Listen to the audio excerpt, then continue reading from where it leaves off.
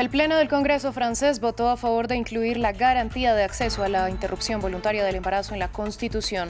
Con 780 votos a favor y 72 en contra, Francia se convierte en el primer estado en el mundo que actualmente tiene esa libertad en la Carta Magna. Tenemos ampliación. Por unanimidad, la Corte Suprema de Estados Unidos determinó que Colorado no puede descalificar a Donald Trump como aspirante a la Casa Blanca, por lo que el expresidente debe permanecer en la boleta electoral de cara a las primarias republicanas que se llevan a cabo mañana en el llamado Supermartes. 1.840 millones de euros tendrá que pagar Apple tras la multa impuesta por la Comisión Europea.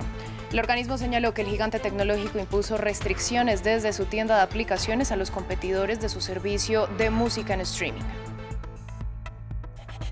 Buenas tardes para todos, bienvenidos a esta emisión de Noticias en France 24. Soy Valentina Torres Sánchez. Damos inicio en la localidad francesa de Versalles porque el Pleno del Congreso dio luz verde a incluir la garantía constitucional de acceso a la interrupción voluntaria del embarazo en el artículo 34 de la Carta Magna.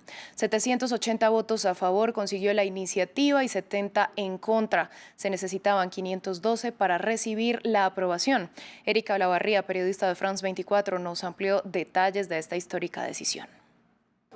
La Torre Eiffel brilló esta noche en París, en Francia. Se abrió más de alguna botella de champán y aquí en el Palacio de Versalles se escucharon cánticos en favor de los derechos de las mujeres, porque hoy este país ha hecho historia al inscribir en su Constitución el derecho al aborto, o más bien la libertad garantizada de recurrir a la interrupción voluntaria del embarazo. Antes de ese voto histórico hubo varios discursos, entre ellos el del primer ministro Gabriel Attal, que decía que esta era una deuda histórica que Francia tenía con aquellas mujeres que vivieron en carne propia lo que es hacerse un aborto ilegal. También decía Attal que cuando los derechos humanos están amenazados, los primeros son los de las mujeres, y por eso pensaba en las mujeres en Irán o en Afganistán. Y decía también que el voto de hoy no solo era importante para las mujeres francesas, sino que también para este país que es más libre de lo que piensa. También en general se escucharon los nombres de aquellas mujeres que han hecho la historia del feminismo en Francia: Simone de Beauvoir, Simone Veil, Gisèle Halimi, o el manifiesto de las 343 de 1971, 343 mujeres que reconocían en la prensa haberse hecho un aborto cuando este era ilegal.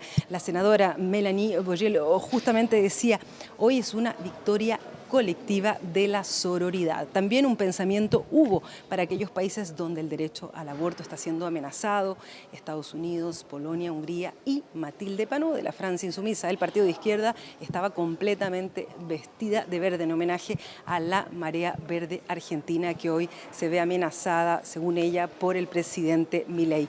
Y finalmente también hubo un pensamiento para aquellos que se oponen al derecho al aborto. Lo hizo Laurence Rossignol, una diputada socialista. Ella decía: ustedes han estado siempre con esa guerrilla, no han cesado de oponerse a este derecho. Hoy les decimos: se terminó, se finí.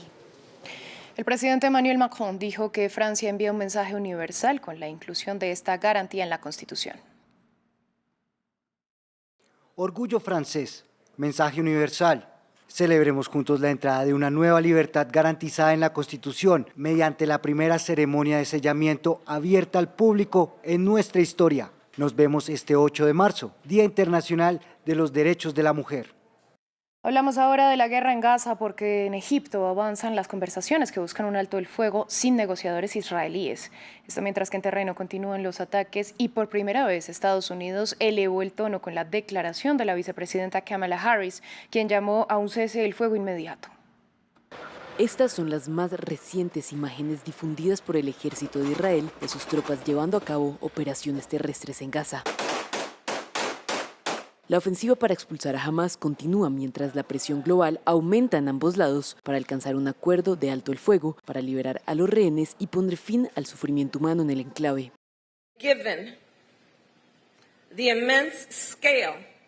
Dada la inmensa escala de sufrimiento en Gaza, debe haber un alto el fuego inmediato.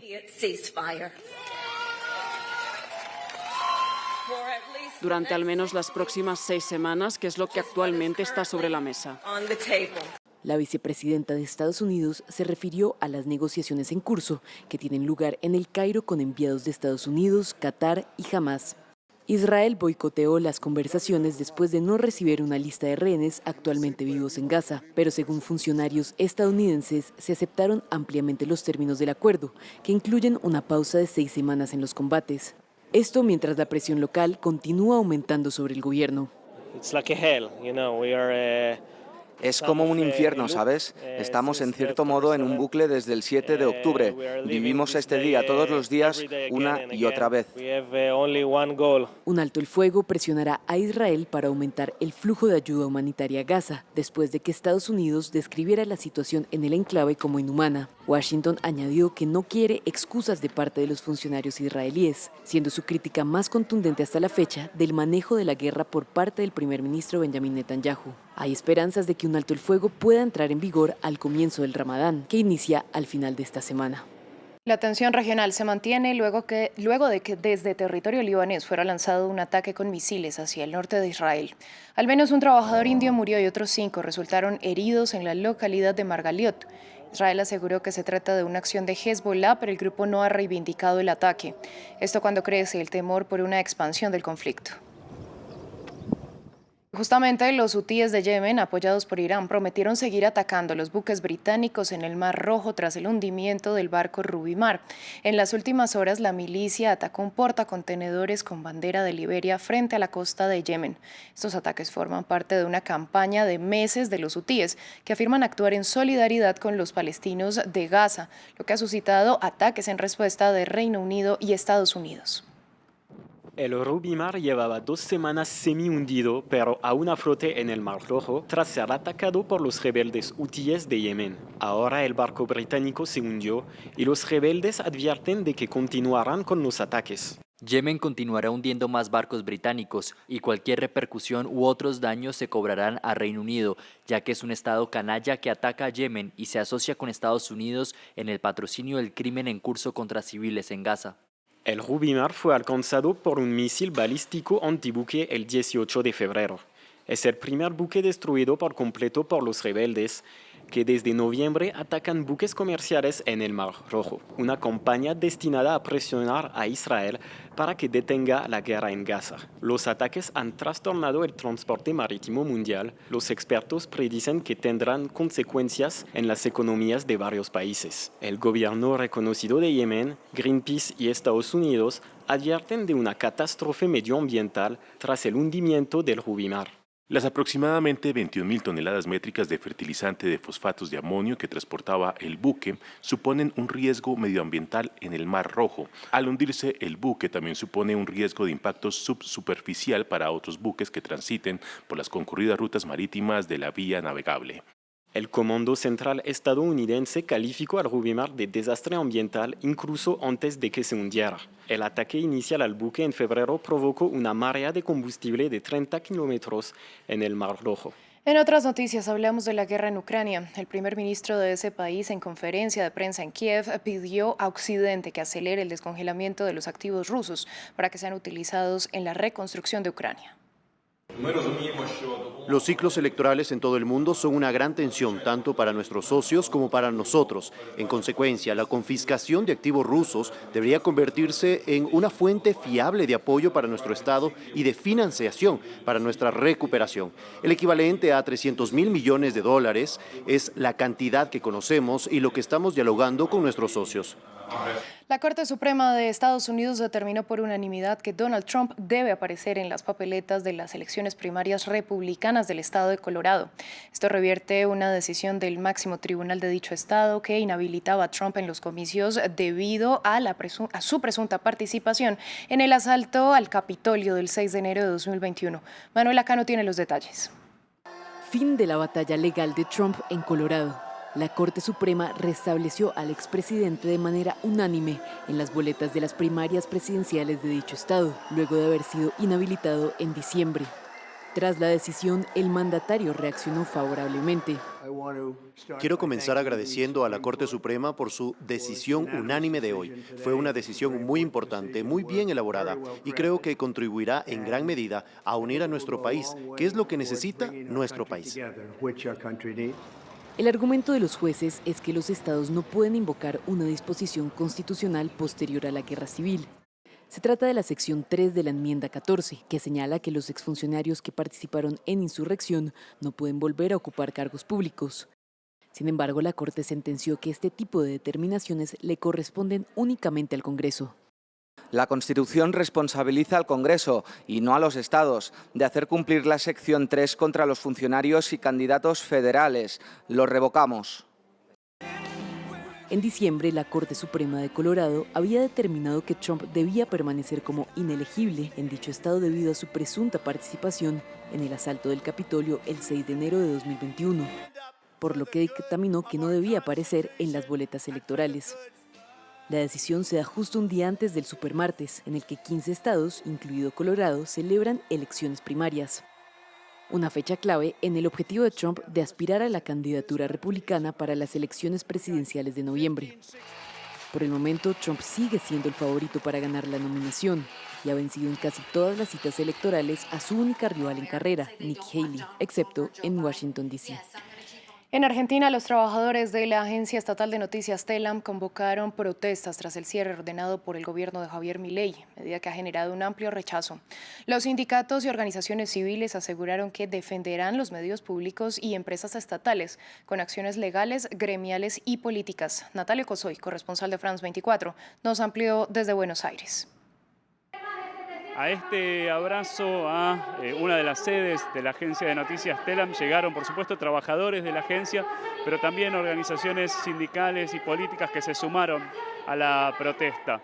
El presidente Javier Milei el viernes, cuando hizo el anuncio del cierre de Telam, dijo que se trataba de una agencia de propaganda kirchnerista o que así había funcionado en las últimas décadas. Esa es su explicación de por qué debía cerrarse, o por lo menos así lo dijo el viernes. Sin embargo, a pesar de que puede haber tenido el apoyo, por ejemplo, de sus legisladores, que en su momento lo aplaudieron, o incluso de parte de la sociedad, aquí quienes están manifestándose creen que deben defender la existencia de la agencia Telam, entre otras cosas por el trabajo de quienes trabajan ahí, pero también porque provee información a muchas empresas de noticias del país y del extranjero con sus cables de noticias, fotos y demás. Todavía no está claro cómo prevé el gobierno cerrar la agencia Telam. Dijeron desde el gobierno que esta semana se conocerán los detalles, y esto forma parte de una política del gobierno de Javier Milei de cerrar hasta donde le es posible la mayoría de las empresas del Estado para achicar el Estado lo más posible.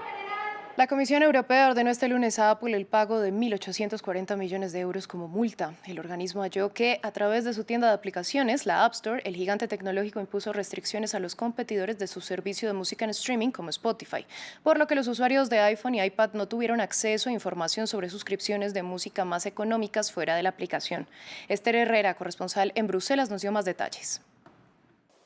Casi 3 años después de abrir una investigación formal, la Comisión Europea ha anunciado que multa con 1.840 millones de euros a Apple por abuso de posición dominante en el sector de la música en línea. Bruselas da la razón así a Spotify, que mantiene un largo litigio con la multinacional de la manzana precisamente por esta cuestión de la música en línea, y a la que denunció ante Bruselas hace 5 años. En concreto, servicios como Spotify sufren unas restricciones contractuales excesivas, asegura la Comisión Europea. Por ejemplo, Apple cobra comisiones del 30% a plataformas como Spotify para que puedan estar presentes en Apple Store. Lo que ocurre es que esta comisión al final acaba afectando a los usuarios, que acaban pagando más por suscripciones de música en línea de la competencia como de Spotify en lugar de Apple Music.